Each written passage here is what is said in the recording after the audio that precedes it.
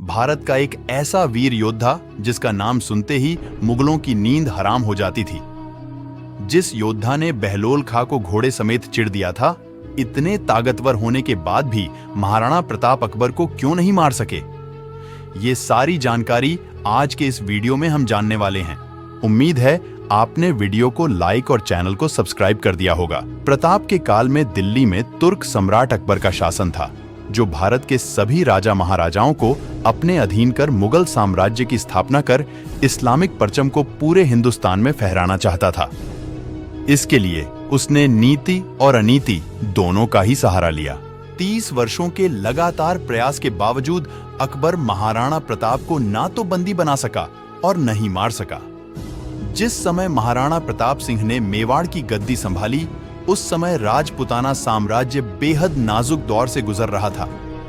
बादशाह अकबर की क्रूरता के आगे राजपुताने के कई नरेशों ने अपने सर झुका लिए थे। कई वीर प्रतापी राज्यवंशों के उत्तराधिकारियों ने अपनी कुल मर्यादा का सम्मान भुलाकर मुगलिया वंश से वैवाहिक संबंध स्थापित कर लिए थे।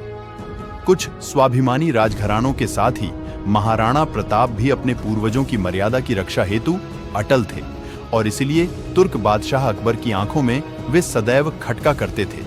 महाराणा प्रताप जिस घोड़े पर बैठते थे, वह घोड़ा दुनिया के सर्वश्रेष्ठ घोड़ों में से एक था।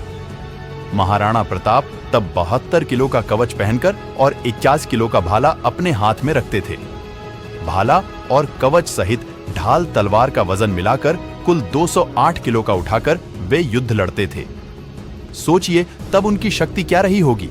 इस वजन के साथ रणभूमि में दुश्मनों से पूरा दिन लड़ना मामूली बात नहीं थी। अब सवाल यह है कि जब वे इतने शक्तिशाली थे तो अकबर को क्यों नहीं मार सके?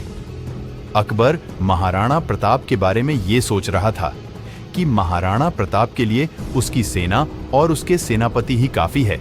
जहां अकबर की सेना में लाखों सिपाही थे और महाराणा प्रताप की सेना में 20 से 30 हजार सैनिक थे, मगर वह 20,000 सैनिक अकबर की सेना पर भारी पड़ रहे थे।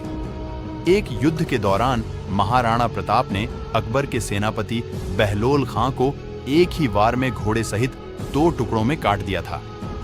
महाराणा प्रताप की ऐसी बहादुर और ताकत से अकबर बहुत डरता था, इसलिए वह कभी महाराणा प्रताप के सामने नहीं आया, क्योंकि वो जानता था कि अगर वो खुद युद्ध करने आया तो उसका अंजाम बहुत बुरा होगा। इसलिए अकबर अपने सेनापति और दूसरे मुगल योद्धाओं को युद्ध करने के लिए भेजता था। और राजपुताना इतिहास में युद्ध के कुछ नियम थे, जिसमें वे किसी को पीठ पीछे से वार करके नहीं मारते थे, और अकबर कभी महाराणा प्रताप के सामने नहीं आया। इसी कारण महाराणा प्रताप अकबर को नहीं मार सके। आप कमेंट में बताना कि अगर महाराणा प्रताप के सामने अकबर आता तो महाराणा प्रताप उसे कितनी बुरी तरह से मारते। मिलते हैं दोस्तों अगले वीडियो में। जय हिंद, जय भारत।